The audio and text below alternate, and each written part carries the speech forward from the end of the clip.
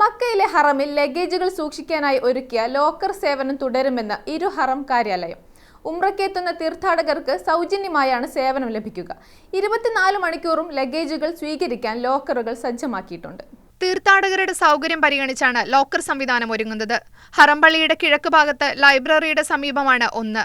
2-ാം number ശുചിമുറിയുടെ സമീപം Ajyad സ്ട്രീറ്റിലും ഹറം പള്ളിയുടെ 64-ാം number വാതിലിനടുത്ത് ഷാബിക പാലത്തിന് മുൻപിലുമാണ് 3ാമത്തെ ലോക്കർ. ഉംറയ്ക്കെത്തുന്ന തീർത്ഥാടകർക്കാണ് ഈ സൗകര്യം ലഭ്യമാകുക. നുസൂക്ക് ആപ്പിൽ ഉംറ പെർമിഷൻ കാണിക്കുന്നവർക്ക് മാത്രമേ സൗകര്യം ഉപയോഗപ്പെടുത്താൻ സാധിക്കൂ. സൗജന്യമായ ലഗേജുകൾ സൂക്ഷിക്കാം. 24 മണിക്കൂറും ലോക്കറുകൾ പ്രവർത്തിക്കും. ബാഗേജുകളുടെ പൂർണ്ണ വിവരങ്ങൾ ഇവിടെ രേഖപ്പെടുത്തും.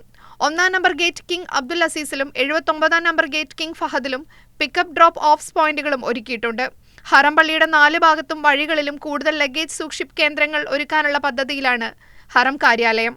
Media 1 Jeddah.